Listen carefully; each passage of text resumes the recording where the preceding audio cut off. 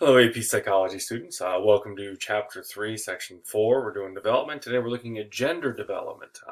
So to distinguish, you were born a certain sex. Those are the parts and chemicals that you're born with, the hormones. And then your gender develops based on those hormones and the biological nature, but also your experiences and your own view and your cognitive perspective on life. So gendered identity is a child's sense of being male or female or both, or however many other genders there are today. I'm not sure how many we're up to now. Gender typing is the process of socializing kids into gender roles, and it starts at birth. You can take a newborn baby, a newborn boy, and a newborn girl. They look exactly the same, especially if they got the little beanie on and the newborn, the maternity ward. They're wrapped up in a blanket like a little burrito. You can't tell if it's a boy or a girl. But if you say this is a boy, people will describe the boy in different ways. They'll say, "Oh, what a strong young man! How handsome! Look at that grip!" And then whereas if it's a girl, if you say this is a girl, it could be the exact same baby. It could be a boy. You say, "Oh, it's precious! How adorable! How cute! How dainty!" Things like that. So sex are the physical differences. Gender are our learned differences and our own perceived differences. There are some people that have intersex conditions or hermaphroditisms where they have both genders or they have a little bit of both going on. It occurs in 1 out of every 2,000 births. Many call themselves transgender, where they have attributes of both sexes. Um, Transsexual is feeling female in a male body and vice versa. And we kind of have this collective LGBTQ plus kind of, it catches all of this because there's so many different variables that are going on here. And so we're trying to look at the, kind of the different things here. Yes, we have Randy from South Park, who was Lord for a few episodes, the singer. So biologically speaking, little boys, like male primates, looking at nature, looking at the evolutionary perspective, are more likely to go for physical roughhousing, risk-taking, and aggressive displays. If we look at it biologically, it's because they're exposed to androgens, namely testosterone at higher levels than girls. That chemical makes people more aggressive. So play and toy preference are based on prenatal hormones. In fact, girls who are exposed to androgens are more likely to play with, quote, boys' toys.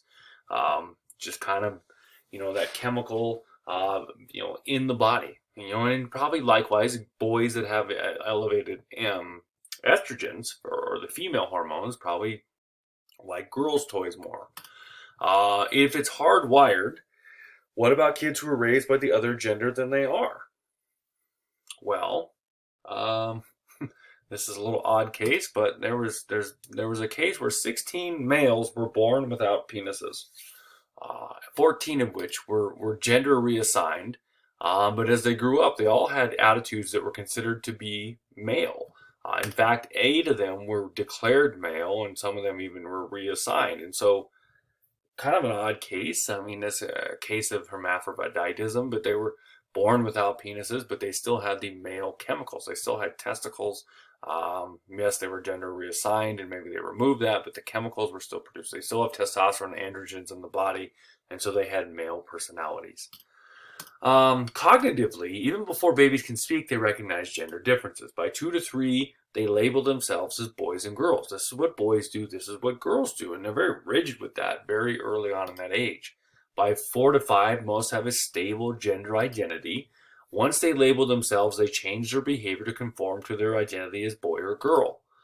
By age 5, kids consolidate their knowledge into a gender schema, which is a network of beliefs and expectations about what it means to be one's gender. Like boys do this and girls do that. Girls play with pink toys and boys don't. That becomes very rigid from age around 4 or 5 and even all the way through grade school. They're most rigid till about age 7, and then kind of other influences come into play.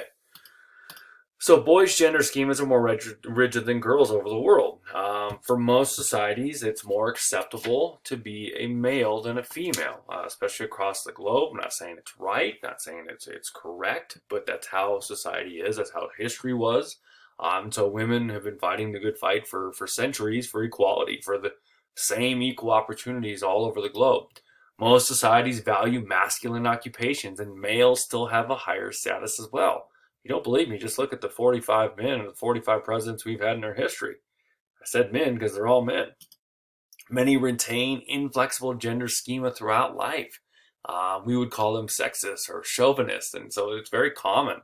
And many people are raised in a chauvinistic home. And so they have ideas that are chauvinistic. And sometimes it takes living with someone of the opposite gender or someone to open their eyes to try to change those things.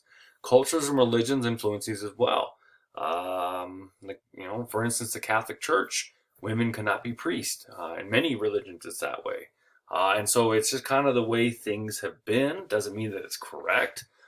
Some people think we need to go back to our traditional values. Other people think we need to be moving forward. It's very similar to, for every dollar a man makes in America, women make 80 to 90 cents on average. That's just not right. Women in education, women who pursue education, they can advance their careers, they can do well. And yet, if they want to have a family, it's almost like in our country, they have to pause that because they have to stay home with the baby. And our country doesn't have universal guaranteed maternity leave and things like that. And so women have to make the choice. Do I have a family with lots of kids, or do I have a career with an education? It's very difficult for women to do both in our society. Uh, if you're in class, you get to watch an angry video with my son. So other influences, the learning influences, the environment is the third influence. Gender socialization starts at birth with baby clothes. We have little baby boys, they wear blue. Little baby girls wear pink. From the very beginning, we're starting to identify who they are. If you put them in a neutral color, people don't know if it's a boy or a girl, and they don't know how to describe your baby. Adults respond to boys and girls who are behaving in the same way. They do the same things. Adults convey their beliefs when they're unaware they're even doing it. Like I said, the way we describe babies, so strong, so handsome. The way we use our voices. We have higher pitched voices when we talk to girls than we talk to boys. Who's better at math and science? Go. They're about the same. But the stigma, the belief in this country is that boys are better.